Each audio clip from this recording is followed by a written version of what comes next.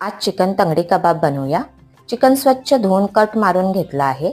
त्यामध्ये हळद, धणे जिरे पावडर, गरम मसाला, लाल तिखट, काळी मिरी पावडर, चाट मसाला, कसुरी मेथी, बेसन, आलं लसूण पेस्ट, दही, ओवा आणि चवीनुसार मीठ घालून मिक्स करूया आणि 2 तास मुरण्यास ठेवूया।